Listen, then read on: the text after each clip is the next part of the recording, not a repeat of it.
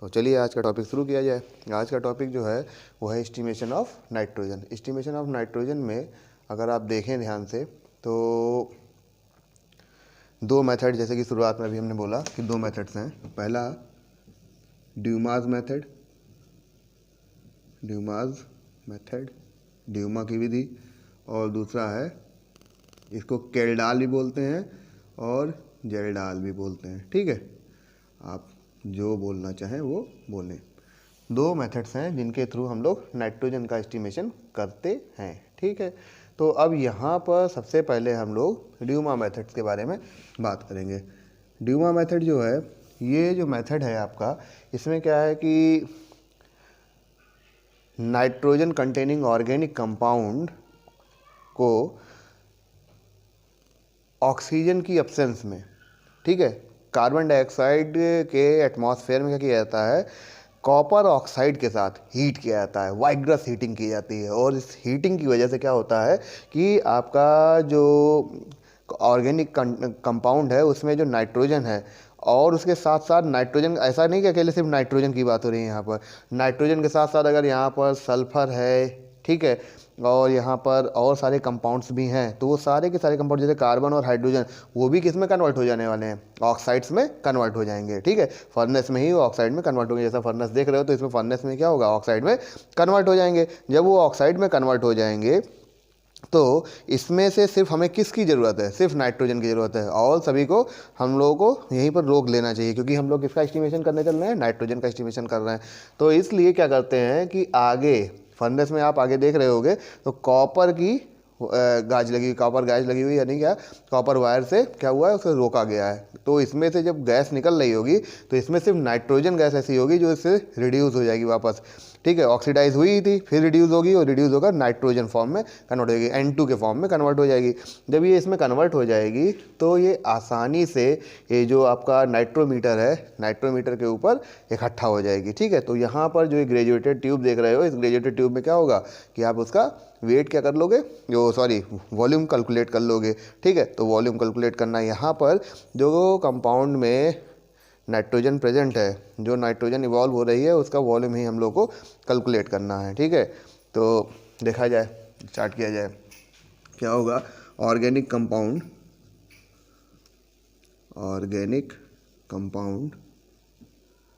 Containing nitrogen,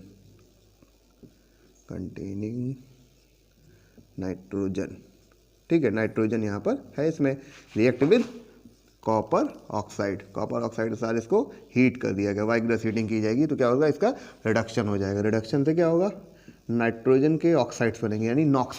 ठीक है, Knox कहा जाता है नाइट्रोजन के ऑक्साइड्स को, नॉक्स प्लस कॉपर। ठीक, अब यहाँ पर सिर्फ ये, जैसे कि हमें ज़रूरत इसकी है तो हमने नॉक्स दिखाया, लेकिन ऐसा नहीं कि ऑर्गेनिक कंपाउंड में कार्बन है, हाइड्रोजन है और सल्फर है तो इसका भी ऑक्सीडेशन नहीं हुआ। इन सभी का ऑक्सीडेशन हुआ। कार्बन से क्या हो जाएगा, ये किस में कन्वर्ट हो जाएगा, कार्बन डाइऑक्साइड में, हाइड्रोजन से H2O में और सल्फर से SO2 में कन्वर्ट होगा। ठीक है, लेकिन इनका हमको यूज़ नहीं है। आगे क्या करना है कि ये जो नॉक्स है, इस नॉक्स को आगे लगी हुई फर्नेस की जाली में कॉपर है, कॉपर से क्या होगा, वापस इसका क्या होगा, रिडक्शन होगा। रिडक्शन होगा, क्या बन जाएगा, CuOHCuO प्लस नाइट्रोजन। ठीक है, तो इस तरह से करके हमारा नाइट्रोजन गैस वापस मिल गई। अब ये जो नाइट्रोजन गैस है ये वापस ग्रेजुएटेड ट्यूब जो लगी हुई है, ग्रेजुएटेड ट्यूब में आपके इकट्ठा होगी, किसके ऊपर, एक्वस KOH के ऊपर। ठीक है, और सारा भी जितना भी मटेरियल है ये क्या होगा, एक्वस KOH के द्वारा एब्जॉर्ब कर लिया जाएगा। लेकिन ये जो नाइट्रोजन होगी वो एक्वस KOH के ऊपर इकट्ठा होगी, उसका वॉल्यूम वहाँ पर हम लोग को कैलकुलेट कर लेना है। ठीक, तो चलिए अब एजम्पशन की बारी आती है, एजम्पशन की शुरुआत की जाए। चलिए, तो वो organic compound, amount of organic compound कितना है, amount of organic compound under observation, जो ऑब्जर्वेशन में आपने लिया है वो ऑर्गेनिक कंपाउंड का वेट कितना है, W ग्राम। ठीक है, तो W ग्राम जो ऑर्गेनिक कंपाउंड है क्या कर रहा है कि कुछ अमाउंट में नाइट्रोजन गैस जनरेट कर रहा है। तो वो जो नाइट्रोजन गैस जनरेट कर रहा है उसका वॉल्यूम कितना ले लिया जाए, V ले लिया जाए। ठीक है, तो हम लेते हैं W gram organic compound generate V1 ml nitrogen at T1 temperature and P1 pressure, ठीक है। So according to gaseous equation, ठीक है, गैसियस इक्वेशन के according P1 V1 upon T1 equal to P2 V2 upon T2, ये आप जान रहे हो, ठीक है। P1 V1 अपॉन T1 जो है ये आपको क्या होगा, गिवन होगा। P2 V2 अपॉन T2 जो होगा ये आपका आइडियल होगा, ठीक है। तो आप जानते हो आपको वॉल्यूम क्या होगा यहाँ पर कैलकुलेट करना है, ठीक है। तो वॉल्यूम कैलकुलेट करना है तो क्या लिखेंगे, P1 V1 upon T1 into T2 upon P2। जैसे कि हमने पहले ही कहा कि भैया ये क्या है, आइडियल होंगे, तो T2 की वैल्यू कितनी होगी 273 केल्विन STP पर, और P2 की वैल्यू कितनी होगी 760 mmHg या 1 ATM। तो ATM में ना रख के क्या रखना है, mmHg में रखना है। क्यों mmHg में रख रहे हैं, क्योंकि जो आपका नाइट्रोमीटर है उसमें मरकरी नीचे भरा हुआ है, ठीक है। तो इसलिए जो प्रेशर कह सकते हो मेजर किया जाएगा तो किस में होगा, mmHg में होगा, ठीक। तो इसलिए यहाँ पर ये वैल्यू रखी जा रही है। तो V2 इक्वल टू क्या हो जाएगा, P1 V1 upon T1 into 273 upon 760 mmHg। तो ये हो गया आपका वॉल्यूम, वो वॉल्यूम जो आपका नाइट्रोजन की वजह से आएगा, जनरेट होगा। अब क्योंकि हम लोग यहाँ पे एस्टिमेशन करना है यानी परसेंटेज निकालनी थी, तो परसेंटेज निकालनी है, इसका मतलब हमको नाइट्रोजन का वेट निकालना पड़ेगा, ठीक है ना।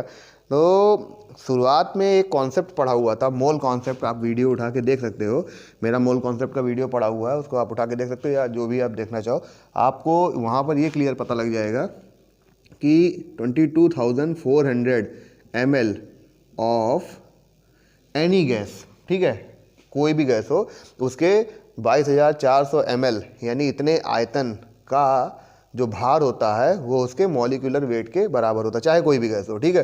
तो of nitrogen gas having mass, कितना मास होगा 28 ग्राम, कितना मास होगा 28 ग्राम होगा।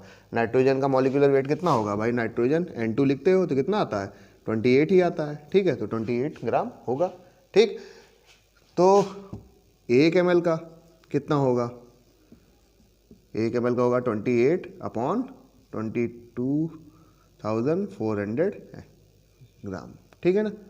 अब अगर 1 ml का निकला है तो हमें V2 ml का निकालना होगा। V2 ml का मतलब यही तो है ना, तो V2 ml का निकाल लेते हैं। 28,000 इंटू V2 अपॉन 22400 ग्राम। अच्छा, ये V2 ml कितने ग्राम ऑर्गेनिक कंपाउंड से जनरेट हुआ है, कितने ग्राम से, W ग्राम से। कितने ग्राम से जनरेट हुआ है, W ग्राम से। ये V2 ml कितने से जनरेट हुआ है, W ग्राम से। तो इसको डायरेक्टली लिख सकते हो ना कि W gram organic compound having 28 into V2 upon 22400 gram nitrogen. लिख सकते हैं कि नहीं लिख सकते, कैसे लिख सकते हैं, क्योंकि ये जो V2 ml है, ये V2 ml का वेट कितना है, इतना है, इतना ग्राम नाइट्रोजन जनरेट कर सकता है, और यही V2 ml किससे जनरेट हो रहा है, W ग्राम से। तो W ग्राम के लिए डायरेक्ट लिख लिया। फिर क्या लिख सकते हो कि 1 ग्राम में कितना जनरेट हो रहा है, जो 28 into V2 upon 22400 into W, और फिर 100 ग्राम, ठीक है ना। 28 into V2 into 100 upon 22400 into W। तो यानी अगर देखा जाए तो परसेंटेज नाइट्रोजन का कितना आ गया, नाइट्रोजन का परसेंटेज आपका आ गया, percentage nitrogen equal to 28 into V2 into 100 upon 22400 into W। Solve कर लीजिए इसको, 8 है ना, तो V2 अपॉन 8 इंटू W। सोचो इतना छोटा हो जाएगा ये इक्वेशन। आप चाहे इस फॉर्म में लिखिए और चाहे इस फॉर्म में लिखिए, मतलब इस फॉर्म में कैसे साफ साफ लिख दिया जाए तो परसेंटेज नाइट्रोजन इक्वल टू कितना हो जाएगा, 28 into V2 into 100/2240 into W। ये आ गया आपका ड्यूमास इक्वेशन का फॉर्मूला। अब ड्यूमा के मेथड से आप नाइट्रोजन का परसेंटेज निकाल सकते हो, कितना परसेंट नाइट्रोजन फला फला ऑर्गेनिक कंपाउंड में प्रेजेंट है, कोई भी ऑर्गेनिक कंपाउंड, ठीक है, तो वहाँ पर प्रेजेंट है। तो इस तरह से करके ड्यूमा का मेथड कंप्लीट हुआ। ड्यूमा का मेथड कंप्लीट होने के बाद इस पर कुछ न्यूमेरिकल्स भी लगवाए जाएंगे, ठीक है। अभी आखिरी में वीडियो में हम न्यूमेरिकल भी लगवा देते हैं, इसीलिए आखिरी तक देखना जरूर भाई। अगर देखोगे नहीं कोई भी वीडियो, अगर आप आखिरी तक नहीं देखोगे तो पूरी बात समझ में आएगी ही नहीं किसी कीमत पे। तो इसलिए आखिरी तक वीडियो देखना भी बहुत ज़रूरी होता है ना। और नहीं देखोगे तो चाहे जो भी हो, अगर आप आखिरी तक बुक भी नहीं पढ़ोगे तो आपको समझ में कैसे आएगा, है ना। तो इसलिए समझना जरूरी हो। तो अगर कॉन्सेप्ट आपके लिए इंपॉर्टेंट है तो आपको पढ़ना चाहिए, पूरा वीडियो देखना चाहिए और क्वेश्चन भी सॉल्व करने चाहिए। इस पर बेस क्वेश्चन आपकी बुक्स में बहुत सारे दिए हुए हैं, नहीं आपको वहाँ पर मिलते हैं तो आप टेलीग्राम पर से मेरे लिंक से उठा के देख सकते हो, ठीक है। तो इस तरह से एस्टिमेशन ऑफ नाइट्रोजन में ड्यूमा मेथड कंप्लीट होता है। ड्यूमा मेथड के बाद अगला मेथड जो हमारा है वो केल्डाल मेथड है। तो केल्डाल मेथड भी आगे देखते हैं। केल्डाल मेथड आप देख रहे होगे तो इस मेथड में दिख रहा है कि जो इंस्ट्रूमेंट है सामने, वो इंस्ट्रूमेंट में क्या है कि रिएक्शन लगभग कंप्लीट हो चुका है और आखिरी में यहाँ पर टाइट्रेशन के लिए बचा हुआ है। इसमें होता क्या है, शुरुआत में जो नाइट्रोजन कंटेनिंग ऑर्गेनिक कंपाउंड है इसको रिएक्ट कराया जाता है आपके H2SO4 कंसनट्रेट H2SO4 और पोटेशियम सल्फेट और कॉपर सल्फेट से। देखो क्या होता है कि जब H2SO4 से ऑर्गेनिक कंपाउंड रिएक्ट करता है तो उसमें प्रेजेंट जो नाइट्रोजन होता है वो कन्वर्ट होने लगता है अमोनियम में, ठीक है। और साथ में जो कॉपर सल्फेट और पोटेशियम सल्फेट है, तो पोटेशियम सल्फेट यहाँ पर बॉइलिंग पॉइंट को इंक्रीज़ करने वाला होता है, और जो कॉपर सल्फेट है या कहीं कहीं मरकरी भी यूज़ करते हैं तो वो क्या होता है, एक कैटलिस्ट के तौर पर यूज़ किया जाता है, ठीक है, जो ये रेट ऑफ रिएक्शन को इंक्रीज़ करता है। इसके साथ जब रिएक्ट कराया जाता है तो रिएक्ट कराते वक्त तो आपने देखा होगा ये जो फ्लास्क रखा हुआ है तो इस फ्लास्क को क्या बोलते हैं, केल्डाल फ्लास्क बोलते हैं। इसमें हीट किया जाता है और अमोनियम सल्फेट फॉर्म होता है। अमोनियम सल्फेट जो है वो एक एसिडिक साल्ट है जिसका रिएक्शन हम किससे कराते हैं, वापस आप एक्वस NaOH या एक्वस KOH जो एक एल्कली है उससे रिएक्ट कराया जाता है, एक क्षार है, ठीक है, उससे रिएक्शन होती है। तो रिएक्शन में आप जानते हो एसिड और बेस रिएक्ट करेगा तो क्या होगा, साल्ट और वाटर बनेगा, लेकिन ये पहले से ही साल्ट है तो यहाँ से क्या होगा, कोई ना कोई कंपाउंड जनरेट होगा। तो जैसे यहाँ पर अमोनियम सल्फेट रिएक्ट कर रहा है किससे, KOH से या NaOH से, तो क्या बन जाएगा, पोटेशियम सल्फेट या सोडियम सल्फेट बन जाएगा और अमोनिया गैस रिलीज होगी, वाटर रिलीज होगा और अमोनिया गैस रिलीज होगी। तो ये जो अमोनिया गैस रिलीज हो रही है इसको फिर से एब्जॉर्ब करा दिया जा रहा है किसमें, H2SO4 में फिर से एब्जॉर्ब कराया जा रहा है। ये H2SO4 जो है इसकी क्वांटिटी आपको पता है कि कितना H2SO4 यहाँ पर है, ठीक है। तो अब अगर देखा जाए, फिगर तो आपने देख ही लिया, तो इसको देखिए फिर आगे क्या है कि ये जो ऑर्गेनिक कंपाउंड है, organic compound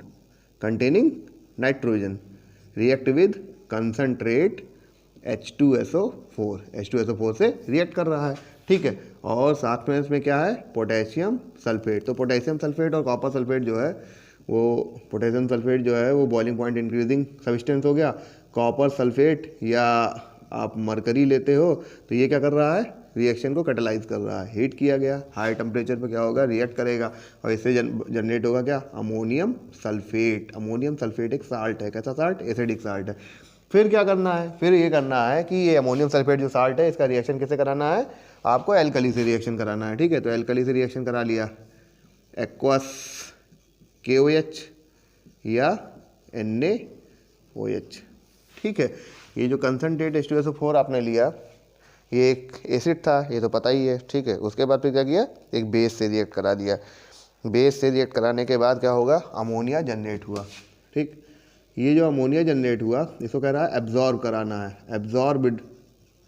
absorb in concentrate H2SO4। सोच रहे हो ये क्या हो रहा है, अभी तक यहाँ पर जो रिएक्शन हो रही थी ये और ये, इसमें क्या है कि इनकी क्वांटिटी और जो इनका कंसंट्रेशन अननोन था, ठीक है।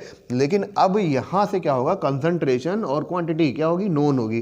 तो लिख रहा है absorb in concentrate H2SO4 with N1 normality and V1 volume. H2SO4 की नॉर्मेलिटी कितनी, N1 और वॉल्यूम कितना, V1, ठीक। ये तो हो गया। अब अमोनिया अगर इससे रिएक्ट करेगा तो जाहिर सी बात है, जब अमोनिया H2SO4 से रिएक्ट करेगा तो क्या बनेगा, NH3 प्लस H2SO4। रिएक्ट करेगा क्या बनेगा, NH4 का होल ट्वाइस SO4। ठीक है, तो ये बैलेंस रिएक्शन होगी तुम्हारी। अब इसका मतलब क्या होगा कि 2 मोल अमोनिया 1 मोल H2SO4 के साथ एब्जॉर्ब कर जाएगा, रिएक्ट कर जाएगा। ठीक, तो यहाँ पर अब कितना H2SO4 लिया गया, V1 ml लिया हुआ है। तो V1 ml में जो भी H2SO4 की क्वांटिटी होगी, अब उसमें कह रहा है कि यहाँ पर पूरा रिएक्शन कंप्लीट होने के बाद कुछ अमाउंट में क्या बचा रह गया, H2SO4 यहाँ पर बचा है। तो जो H2SO4 बचा है इसका फिर से टाइट्रेशन किया जाएगा। टाइट्रेशन किसके साथ किया जाएगा, एक्वस KOH के साथ। The residual amount of H2SO4 is titrated, मतलब अनुमापित किया है, titrated with N2V2। N2 is the normality of alkali and V2 is the volume of alkali।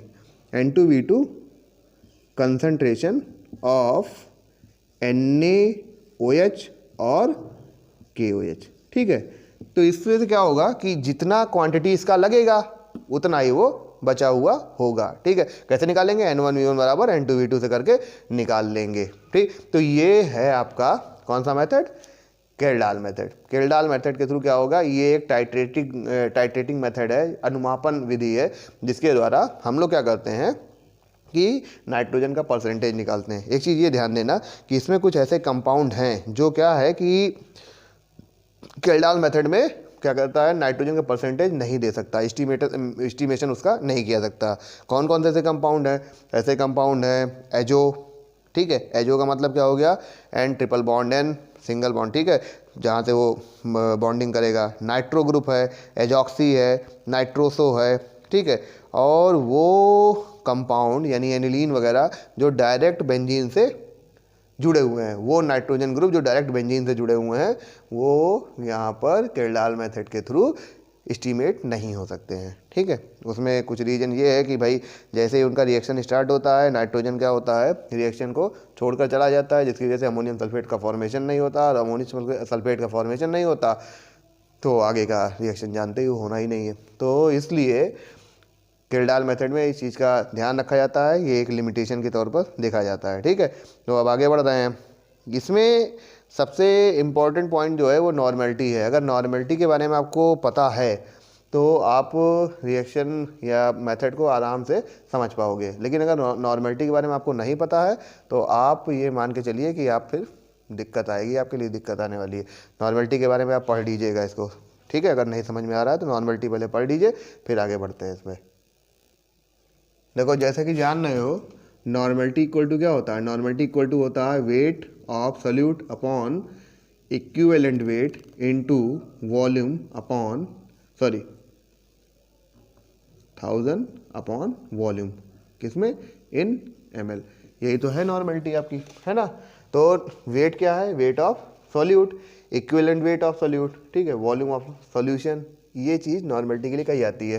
तो मिली इक्विवेलेंट क्या होता है, मिली इक्विवेलेंट क्या चीज़ है, इसके बारे में कुछ जानते हो। मिली इक्विवेलेंट क्या है, मिली इक्विवेलेंट क्या है, इसको आप इस फॉर्मूले से देख सकते हो बड़े आराम से।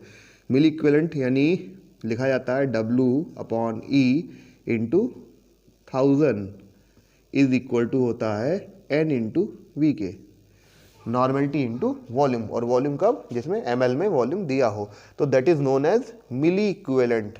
ठीक है, मिली तुल्यांक इसी को कहते हैं। ठीक है, तो अब यहाँ पर ये चीज़ अगर क्लियर है आपको तो आगे हम लोग बढ़ रहे हैं। तो कैलकुलेट करने के लिए कहा जाता है कि NH3 concentration of NH3 is equal to क्या लिखा जाएगा, N1V1, ये किसकी कंसंट्रेशन थी, वो किसकी थी, H2SO4 की, माइनस N2V2, ये किसकी कंसंट्रेशन थी, एल्कली की थी। ठीक, तो इक्वल टू लिखते हैं N इंटू वी, ये कंसंट्रेशन किसकी आ गई, अमोनिया की। ये कंसंट्रेशन किसकी आ गई, अमोनिया की। अगर अमोनिया की कंसंट्रेशन आपको पता लग गई तो आप जाहिर सी बात है क्या निकाल सकते हो, उसका वेट निकाल पाओगे, और वेट निकाल पाओगे तो जाहिर सी बात है आप परसेंटेज भी निकाल पाओगे। ठीक है, तो देखा जाए क्या हो सकता है। हम लिख सकते हैं अमोनिया के लिए NV equal to WNH3 upon equivalent weight of NH3 into 1000। और क्या करना है, वेट निकालने की बात हो रही है, तो वेट इक्वल टू क्या लिखेंगे, wait of NH3 equal to क्या लिख दिया जाएगा, N into V into E NH3 upon क्या 1000। सही है कि नहीं सही है? N into V into E upon 1000, ये इतना लिखा जा सकता है। ठीक, तो अब इस तरह से जब ये चीज़ आप लिख लिए, अब इक्विवेलेंट वेट अमोनिया कितना होता है, कितना होता है 17 होता है। ठीक है, इसका ध्यान रखना कि अमोनिया का इक्विवेलेंट वेट कितना है 17 है। हम लोग लिख लेते हैं 17 into normality into volume upon 1000। ये इतनी बात क्लियर हो गई हो तो फिर आगे बढ़ा जाए, है ना। ये इतनी बात मेरे ख्याल से क्लियर हो गई होगी। हमें करना क्या था, एस्टिमेशन करना। तो एस्टिमेशन करने के लिए हमें वेट निकालना बहुत जरूरी है। आपने अभी तक देखा होगा जितना भी एस्टिमेशन किया है सब में हम लोग घूम फिर के कहाँ पहुँचे हैं, वेट पर, और वहाँ से मॉलिक्यूलर वेट पर। ठीक है, तो जाहिर सी बात है अमोनिया के मॉलिक्यूलर वेट पर हम लोग पहुँचेंगे। ठीक है, तो हम लोग बेसिक पर पहुँचते हैं, लिखते हैं 17 ग्राम ऑफ अमोनिया कंटेन कितना नाइट्रोजन, 14 ग्राम नाइट्रोजन। ठीक है, कितना ग्राम नाइट्रोजन कंटेन कर रही है, 14 ग्राम। तो 1 ग्राम अमोनिया कितना कंटेन करेगी, 14 अपॉन 17। तब आ जाते हैं किस पे, W ग्राम। WNH3 ग्राम अमोनिया कितना वॉल्यूम कंटेन करेगी, तो 14 अपॉन 17 इंटू W। तो W की वैल्यू कितनी है, 17 into N into V upon 1000। 17 से 17 कैंसिल कर दीजिए, 14 N V अपॉन 1000। ये क्या आ गया, W ग्राम NH3 का वेट आ गया। ठीक है, W ग्राम NH3 का वेट आ गया। तो W कौन सी, जो इसके लिए यहाँ निकाला था। अब आ जाते हैं क्वेश्चन पर, स्टार्टिंग से अगर आ जाते हैं तो हमने कितना कंपाउंड लिया शुरुआत में। तो हम जानते हैं शुरुआत में हमने कैपिटल W ग्राम कंपाउंड लिया, तो कैपिटल W ग्राम से कितना ग्राम अमोनिया जनरेट हुआ, W ग्राम अमोनिया जनरेट होगा। लिख सकते हो ना, W gram organic compound generate WNH3 gram ammonia. या अब अमोनिया लिखने का कोई अर्थ नहीं है, क्यों, क्योंकि ये तो नाइट्रोजन की वैल्यू आ गई ना, नाइट्रोजन का क्वांटिटी आ गई। तो हम क्या लिख लेंगे, डायरेक्ट ये लिखते हैं 14 into N into V upon 1000 gram nitrogen. इतना ग्राम नाइट्रोजन हमने जनरेट किया W ग्राम से। ठीक, फिर 1 gram of organic compound generate, तो 14 into N into V upon 1000 into W। ठीक, और लास्ट में 100 ग्राम से 14 into N into V upon 1000 into W 100 cancel हुआ, लिख लोगे क्या 1.4 into N into V upon W, that is percentage of nitrogen. यही क्या है, नाइट्रोजन का परसेंटेज है। ठीक, तो केल्डाल मेथड के थ्रू नाइट्रोजन का परसेंटेज हम लोग ऐसे निकाल पा रहे हैं।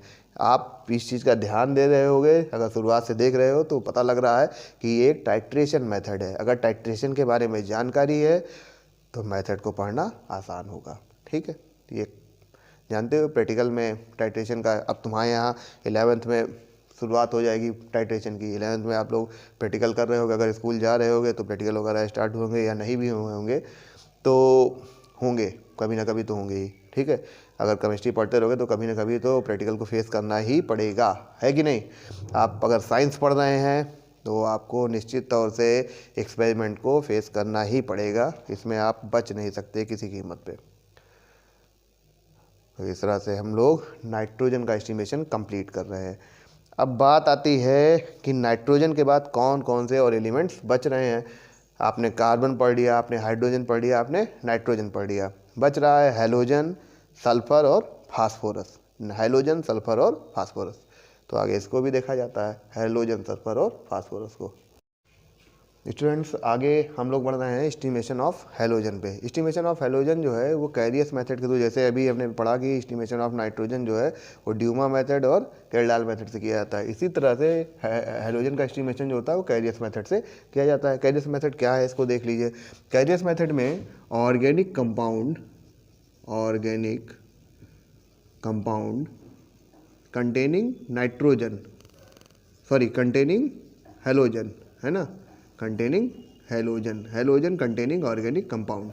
इसका रिएक्शन करा दिया था कंसनट्रेट HNO3 से इसका रिएक्शन होगा। जब कंसनट्रेट HNO3 से इसका रिएक्शन होगा तो क्या बनेगा, बन जाएगा हैलोजन एसिड। क्या बन जाएगा, हैलोजन एसिड। ये जो हैलोजन एसिड है इसमें आप जानते हो क्या क्या आएगा, HCl आने वाला है, HBr आएगा और HI आएगा। HF यहाँ पर नहीं मिल पाएगा, क्यों कि फ्लोरीन के जो भी ऑर्गेनिक कंपाउंड्स होंगे पहले तो बनते ही नहीं, बहुत कम ही बनते हैं, रेयर होते हैं, और अगर जो बनते भी हैं तो वेपराइजेबल होते हैं, यहाँ पर रिएक्शन कंप्लीट नहीं हो पाती, जिसकी वजह से कैरियस मेथड में फ्लोरीन का एस्टिमेशन नहीं किया जाता। तो अब कंसनट्रेट नाइट्रिक एसिड से रिएक्ट करके हैलोजन एसिड बनना है। 3 हैलोजन एसिड आपके सामने है। इन हैलोजन एसिड्स को अब प्रेसिपिटेट के फॉर्म में कन्वर्ट करना है। प्रेसिपिटेट के फॉर्म में कन्वर्ट करने के लिए क्या करते हैं, सिल्वर नाइट्रेट AgNO3 से रिएक्ट करा देते हैं। AgNO3 से रिएक्ट करने पर बन जाएगा AgX प्लस वापस HNO3, ठीक है। तो AgX क्या हो गया, प्रेसिपिटेट हो गया। इस प्रेसिपिटेट को, इस PPT और छेप को क्या करते हैं हम लोग, वॉश करेंगे। वॉश करने पर क्या होगा, जो एक्स्ट्रा अमाउंट HNO3 या किसी भी चीज़ का होगा क्या होगा, ख़त्म हो जाएगा। देन ड्राई करते हैं और ड्राई करने के बाद वेट कर लेते हैं, वेइंग, ठीक है। तो हमें यहाँ पर क्या मिल जाता है, वेट मिल जाता है। यानी अगर वेट मिल गया तो शुरुआत हो गई। शुरुआत किस चीज़ की हो गई, एस्टिमेशन की शुरुआत हो गई। हम लोग अब परसेंटेज आसानी से निकाल पाएंगे। कैसे निकाल पाएंगे कि हम लोग क्या करेंगे, उसका मॉलिक्यूलर वेट ले लेंगे, मॉलिक्यूलर वेट से क्या करेंगे, परसेंटेज निकाल लेंगे, ठीक है। तो शुरुआत की जाती है, इसकी एस्टिमेशन किया जाता है। इतनी बात तो मेरे ख्याल समझ में आ गई हुई ना। क्या करना है शुरुआत में, ऑर्गेनिक कंपाउंड जिसमें हैलोजन है उसको कंसनट्रेट नाइट्रिक एसिड से रिएक्ट कराना है, हैलोजन एसिड बन गया। हैलोजन एसिड को सिल्वर नाइट्रेट AgNO3 क्या होगा, सिल्वर नाइट्रेट। इसकी रिएक्शन किससे कराएंगे, सॉरी हैलोजन एसिड की रिएक्शन सिल्वर नाइट्रेट से, तो क्या बन जाएगा AgX क्या, सिल्वर हैलाइड। सिल्वर हैलाइड क्या है, एक प्रेसिपिटेट है, ठीक है, ध्यान रखिएगा। AgX यहाँ पर जहाँ पर मैं हाथ रखा हुआ हूँ तो क्या है, AgX है, सिल्वर हैलाइड। ये इसका प्रेसिपिटेट आपको मिलेगा। अब AgX की जगह पर Cl हो सकता है, Br हो सकता है और I हो सकता है, ठीक है। AgCl, AgBr और AgI हो सकता है, और साथ में HNO3। तो इसका जो प्रेसिपिटेट है इसको वॉश किया जाएगा, ड्राई किया जाएगा, सुखा लिया जाएगा, और उसके बाद इसको तौल लिया जाएगा, वेट कर लिया जाएगा इसका, ठीक है। तौलने पर आपको इसका वेट एग्जैक्टली पता लग जाएगा कितना जनरेट हुआ, कितने ग्राम से। तो शुरुआत करते हैं। Let us suppose that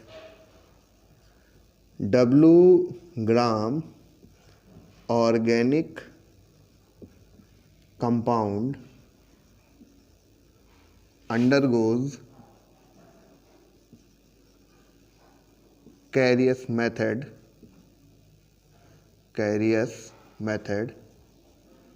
to form A gram या x ग्राम, जो भी आप मानना चाहें, ग्राम ऑफ AgX, ठीक। ये इतना हम लोगों ने क्या कर लिया, सपोज कर लिया कि इतना बनता है। करना क्या है आगे, करना अब ये है कि हम लोग को तीनों का मॉलिक्यूलर वेट पहले ही निकाल के रख लेते हैं। AgCl, AgBr, AgI। कैलकुलेशन में थोड़ा आराम हो जाएगा। 108 और 35.5 कितना हो जाएगा, 143.5। इसका कितना हो जाएगा, 108 सिल्वर का, और Br कितना होगा, 80 होगा, 188, ठीक है ना, AgBr का होगा। AgI का 108 और 127 आयोडीन का, तो 5 3 2 235 AgI का हो गया। ठीक, करना क्या है, हम लोगों को सीधे लिखना है 143.5 gram of AgCl contain 35.5 gram chlorine. Chlorine का ही तो एस्टिमेशन करने चल रहे थे, क्लोरीन। तो 1 ग्राम ऑफ 35.5 अपॉन 143.5 ग्राम। ठीक, फिर क्या करना है, शुरुआत में क्या लिया, A ग्राम, है ना, तो A gram of AgCl 35.5 upon 143.5 into A gram chlorine मिलेगा। ठीक है ना, क्या मिलेगा, A ग्राम क्लोरीन आपको यहाँ से मिल जाएगा। अब क्या करना है, ये A ग्राम किससे मिल रहा है, W ग्राम ऑर्गेनिक कंपाउंड से। तो हम क्या लिख सकते हैं कि W gram organic compound contain इतना ग्राम ऑफ क्लोरीन, है कि नहीं, कितना ग्राम, इतना ग्राम क्लोरीन, है ना। W gram of organic compound contain 35.5 into A upon 143.5 gram of chlorine. Then 1 gram of organic compound contain 35.5 into A upon 143.5 into W gram. Then 100 gram of organic compound 35.5 into A into 100 upon 143.5 into W। ठीक है ना, तो इस तरह करके क्या हुआ, अभी हम लोग 100 ग्राम तक निकाल ले आए। 100 ग्राम निकाल ले आए मतलब क्या हो गया, परसेंटेज निकाल ले आए। तो लिख सकते हैं percent chlorine equal to 35.5 into A gram into W नहीं इंटू 100 अपॉन 143.5 इंटू W। ये क्या आ गया, परसेंटेज ऑफ क्लोरीन। क्लोरीन का परसेंटेज आ गया, क्लोरीन का हमने एस्टिमेशन कर लिया है। ठीक है ना, तो क्लोरीन का एस्टिमेशन हो गया। अब जो क्लोरीन का एस्टिमेशन हो गया, आगे हम क्या करेंगे, आगे हम लोगों को ब्रोमीन और आयोडीन का भी एस्टिमेशन करना है। देखो, इसके लिए एक जनरल मेथड भी बनाया जा सकता था। लिख सकते थे percent halogen equal to molecular weight of halogen upon molecular weight of AgX into, ऊपर क्या फिर लिखेंगे, ऊपर लिखेंगे आप weight of AgX upon weight of organic compound into 100। मतलब ये डायरेक्ट फार्मूला भी आप अप्लाई कर सकते हो। ठीक है ना, फार्मूला समझ में मेरे ख्याल से आ गया होगा, सुन लिया होगा आपने। फार्मूला देख लीजिए क्या कर सकते हैं, लिख सकते हैं कि नहीं लिख सकते इसको।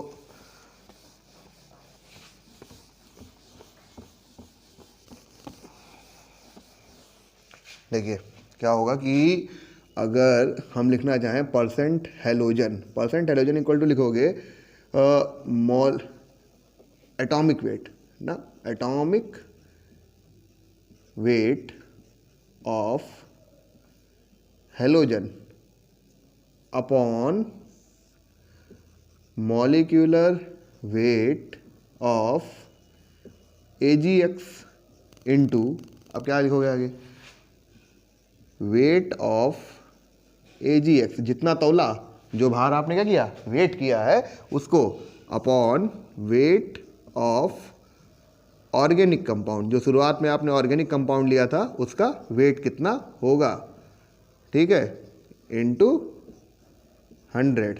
That is main formula of Carius method. यही फॉर्मूला कैरियस मेथड का जो है, इसी के थ्रू हम लोगों ने सारा कुछ कैलकुलेट करना है।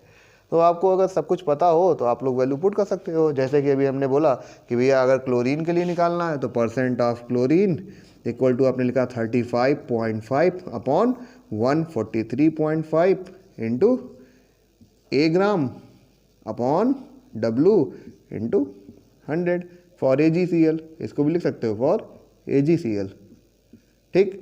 फिर परसेंट क्लोरीन, सॉरी कार्बन नहीं, फिर आ जाएगा किसका, ब्रोमीन। तो ब्रोमीन का कितना मॉलिक्यूलर एटॉमिक वेट 80 और इसका 188 AgBr का, मल्टीप्लाइड बाई ए ग्राम किसके लिए, AgBr के लिए, ठीक, upon W gram organic compound into 100। इसी तरह से आयोडीन के लिए आप लिख सकते हो, तो आयोडीन के लिए 127 अपॉन 235 अभी निकाला हुआ था, इंटू ए ग्राम किसके लिए, AgI के लिए, अपॉन W इंटू 100, ठीक। तो ये तीनों के लिए आपने एस्टीमेट कर लिया, दैट इज कैरियस मेथड। यही क्या है, कैरियस मेथड है। और कैरियस मेथड के थ्रू हम लोग हेलोजन कंटेनिंग ऑर्गेनिक कंपाउंड्स में हेलोजन का एस्टिमेशन करते हैं, ठीक है। तो मेरे ख्याल से ये बात आपको समझ में आ गई होगी। इस तरह से हम लोग हेलोजन का एस्टिमेशन कर पाएंगे। हेलोजन का एस्टिमेशन करने के बाद आपने पढ़ा हुआ है सल्फर का और फास्फोरस का एस्टिमेशन भी करना है। तो सल्फर और फास्फोरस का भी एस्टिमेशन कर लें तो क्या होगा, क्वांटिटेटिव एनालिसिस कंप्लीट हो जाएगी, ठीक है। कर लेते हैं इसको भी। आगे हम लोग पढ़ने चल रहे हैं estimation of sulphur, estimation of sulphur, ठीक है। सल्फर का एस्टिमेशन कर रहे हैं। देखिए इसमें क्या करना है, ये भी कैरियस मेथड के थ्रू ही सॉल्व किया जाएगा, ठीक है। इसके ही तरह जैसे कैरियस मेथड में शुरुआत में HNO3 से रिएक्ट कराते थे, ऐसे ही रिएक्शन होगा। हाँ, प्रेसिपिटेशन जैसे सिल्वर नाइट्रेट से वहाँ करा लिया गया था हेलोजन के केस में, लेकिन यहाँ पर सिल्वर नाइट्रेट से प्रेसिपिटेशन नहीं हो पाएगा, ठीक है। देखते हैं, रिएक्शन कराते हैं तब बात आगे करते हैं। देखिए ऑर्गेनिक कंपाउंड कंटेनिंग, क्या कंटेन करेगा यहाँ पे, क्या कंटेन करेगा, कंटेनिंग सल्फर, क्या कंटेन करेगा, sulphur plus concentrate HNO3, concentrate HNO3 से इसका रिएक्शन करा देते हैं। ऑक्सीडेशन होगा, किसका ऑक्सीडेशन होगा, सल्फर का। सल्फर क्या बना जाएगा, सल्फेट में कन्वर्ट होगा और सल्फेट बन के H2SO4 का फॉर्मेशन करेगा। किसका फॉर्मेशन करेगा, H2SO4 का फॉर्मेशन करेगा, ठीक है ना। ये चीज़ क्लियर हुई, H2SO4 का फॉर्मेशन हो गया। अब जब H2SO4 का फॉर्मेशन हो जाएगा, इसके बाद क्या करना है, इस H2SO4 को प्रेसिपिटेट करना है। प्रेसिपिटेट करने के लिए क्या करें, प्रेसिपिटेट करने के लिए इसका रिएक्शन हम कराते हैं बेरियम क्लोराइड से। BaCl2 से रिएक्शन होगा, H2SO4 का रिएक्शन अगर BaCl2 से होगा तो बनेगा BaSO4 प्लस 2HCl, इससे कोई मतलब नहीं, दैट इज़ द प्रेसिपिटेट। क्या करेंगे, फिर वही काम, प्रेसिपिटेट को क्या करेंगे, वॉश करेंगे, वॉश करने के बाद इसे ड्राई करेंगे, ड्राई करने के बाद इसे वेक करेंगे, वेइंग, ठीक है, तौल लेंगे। तौलने के बाद इसका वेट निकल आएगा, ठीक है, वेट निकल आया, ठीक है। मान लिया कितना आ गया, WAGX आ गया। अब ये WAGX किसने से आया है, W ग्राम ऑर्गेनिक कंपाउंड से। कितने ग्राम ऑर्गेनिक कंपाउंड से, W ग्राम ऑर्गेनिक कंपाउंड से W ग्राम AgX आया, स्मॉल w लिख लेते हैं इसको, है ना, ये स्मॉल w AgX आया। अब बारी है कि इसका एस्टिमेशन कैसे किया जाए। जैसे कि पहले किया गया, क्या बना हुआ है, BaSO4, वहाँ क्या बना था, AgX बना था, यहाँ क्या बना, BaSO4, ठीक है। यानी प्रेसिपिटेट का क्या करना है, वेट कर लेना है, प्रेसिपिटेट का मॉलिक्यूलर वेट निकाल लेना है। बेरियम का मॉलिक्यूलर वेट कितना होता है बंधुओं, 137, सल्फर का 32, ऑक्सीजन का 16। क्या करा जाए, multiply by 4 equal to 64 equal to 32 equal to 137, add कर दीजिए, 7 6 13, 3 सिलाई 1 6 3 9 3 12 13 3, 233 किसका मॉलिक्यूलर वेट आ गया, बेरियम सल्फेट का। इतनी बात क्लियर हो गई, मेरे ख्याल से क्लियर हो गई ना आप लोगों को। अगर समझ में आ गया है तो फिर आगे पढ़ें, और नहीं समझ में आया तो फिर से एक बार इसको देख लीजिएगा, फिर से एक बार देखिएगा, आपको समझ में आ जाएगा, ठीक है। तो बेरियम सल्फेट का कितना वेट, मॉलिक्यूलर वेट कितना था, 233, इसको मान लेते हैं, लिखेंगे 233 gram of barium sulphate containing या कंटेन 32 ग्राम सल्फर। कितना ग्राम? 32 ग्राम सल्फर। ठीक है, 32 ग्राम सल्फर रखता है। तो 1 ग्राम ऑफ बेरियम सल्फेट कितना ग्राम सल्फर रखेगा? 32/233 ग्राम। ठीक है ना। इसी तरह से W gram, small W gram of barium sulphate. ठीक है, कितना? 32 इंटू डब्लू, या इसको W के यहाँ चलो W ही रख लेते हैं, WbSO4 लिख लेते हैं यहाँ पर, अपॉन 233 ग्राम ऑफ सल्फर। ठीक, डायरेक्ट इससे जोड़ दें ऑर्गेनिक कंपाउंड से, तो capital W gram of organic compound contain इतना ग्राम, यानी 32 इंटू WbSO4 अपॉन 233 ग्राम सल्फर। ठीक है, तो 1 ग्राम ऑफ ऑर्गेनिक कंपाउंड कितना रखेगा? 32 इंटू W अपॉन BSO4, है ना, upon 233 into capital W, last में 100 ग्राम। क्या हो जाएगा? 32 into WbSO4 into 100 upon 233 into W। ठीक है, क्या आ गया? परसेंटेज सल्फर का आ गया। लिख सकते हो percentage sulphur equal to 32 into WbSO4 into 100 upon 233 into capital W। That is the estimation of sulphur. यही क्या है? सल्फर का एस्टिमेशन हो गया। बात समझ में आ गई ना? बात एकदम क्लियर हो गई होगी मेरे ख्याल से। तो सल्फर का एस्टिमेशन भी कंप्लीट कर लिया। अब क्या बचा रह गया? अब बचा रह गया आपका फॉस्फोरस। तो फॉस्फोरस का भी एस्टिमेशन कर लीजिए, बात ख़त्म होती है, एस्टिमेशन कंप्लीट हो गया। ऑक्सीजन का भी कर लीजिए, तो ये पॉइंट कंप्लीट हो जाएगा। Quantitative analysis of sulphur, quantitative analysis पूरी कंप्लीट हो जाएगी। इसके बाद फिर आगे देखा जाता है क्या पढ़ना है। आगे हम लोग जैसे कि पहले कह चुके हैं कि एस्टिमेशन ऑफ फास्फोरस अब पढ़ना है। देखो, एस्टिमेशन फास्फोरस का जब करेंगे तो उसमें क्या होगा कि कैरियस मेथड जैसा ही है, थोड़ा सा डिफरेंस है इसमें। थोड़ा डिफरेंस क्या है देख लीजिए, इसको भी लिखता है कि ऑर्गेनिक कंपाउंड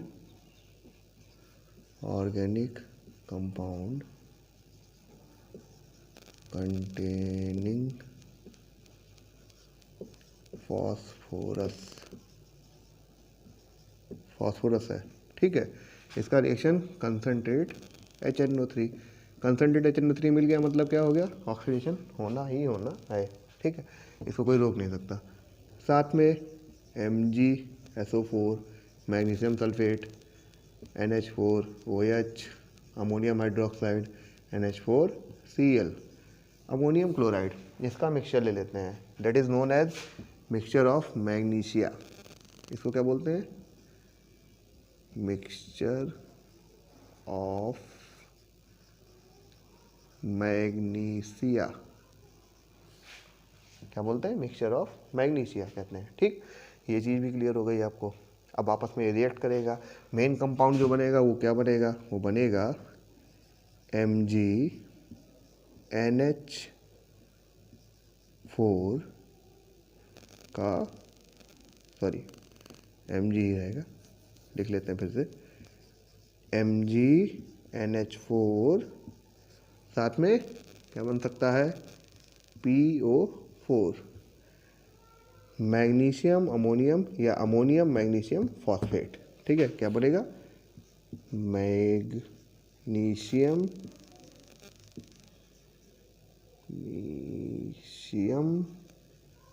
अमोनियम फॉस्फेट। ठीक है, जो भी आप लिखे अमोनियम मैग्नीशियम वैसे लिखना चाहिए था, अमोनियम मैग्नीशियम फॉस्फेट। ठीक, इसको आप क्या करेंगे? आगे क्या करना है? आगे आप इसको करेंगे इसका नाम क्या हो गया, magnesium ammonium phosphate. Magnesium ammonium phosphate को आप हीट करेंगे, 2 मॉलिक्यूल इसके ले लेते हैं और इसको वाइब्रस हीटिंग करते हैं, क्या होगा, Mg2P2O7 that is the precipitate plus NH3, 2 molecule, ठीक, और साथ में H2O बनेगा। यही क्या है आपका, यही आपका मेन कंपाउंड है जिसका वेट करना है। इसको बोलते हैं मैग्नीशियम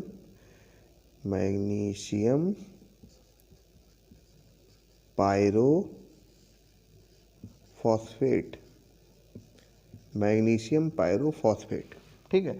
अब ये मैग्नीशियम पायरोफॉस्फेट जो बना, इसका आप वेट निकाल लीजिए। इसी का क्या करना है, वेट करना है। प्रेसिपिटेट को वॉश करना है, ड्राई करना है, एंड देन इसकी वेइंग करनी है, इसको तौल लेना है। जब आप तौलोगे तो आपको इसका वेट मिल जाएगा, ठीक है।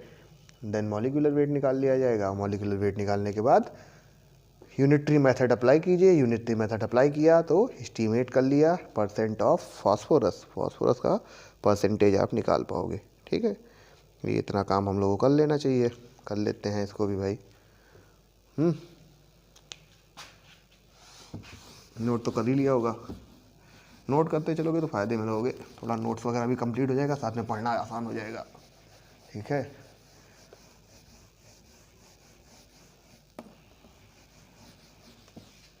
कर रहे हैं, पहले सबसे पहला काम करो कि मैग्नीशियम पायरोफॉस्फेट Mg2P2O7 का मॉलिक्यूलर वेट निकाल लो, ठीक।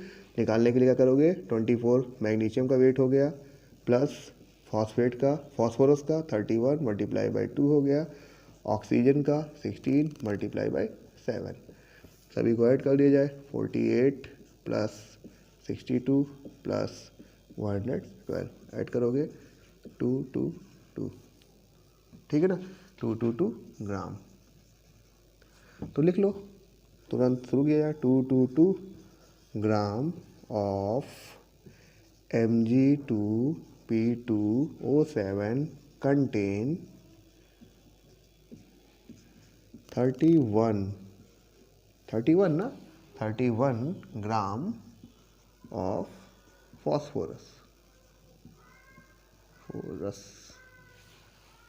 ठीक है ना, 31 ग्राम ऑफ फॉस्फोरस, ठीक रहेगा ना, कि गलत हो जाएगा। 222 gram of magnesium pyrophosphate contain कितना ग्राम, 62 ग्राम, 62 ग्राम ऑफ फॉस्फोरस, फॉस्फोरस मिलता है तो 1 ग्राम कंटेन 62 अपॉन 222 ग्राम, ठीक। फिर मान लो इसको कुछ भी मान लो, मान लेते हैं x ग्राम, या x हैलोजन हो जाएगा, रहने दो इसको, x की जगह मान लेते हैं b ग्राम, b ग्राम मान लिया। इसका वेट कितना आया था, इस प्रेसिपिटेट का वेट b ग्राम आया था होगा, ठीक। तो 62 इंटू बी अपॉन 222 ग्राम। अब ये बी ग्राम कितने से मिला, W ग्राम ऑर्गेनिक कंपाउंड से। शुरुआत में जो एजम्पशन लेके चल रहे हो वही चीज़ ध्यान रखना है कि W ग्राम ऑर्गेनिक कंपाउंड से कितना ग्राम मैग्नीशियम पायरोफॉस्फेट मिलेगा, B ग्राम मिलेगा, ठीक है। तो B ग्राम मिल गया तो फिर लिख सकते हैं W gram organic compound contain 62 into B upon 222 gram phosphorus. Then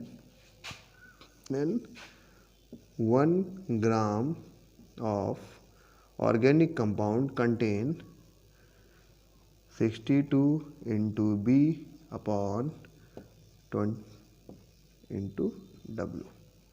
Then 100 gram.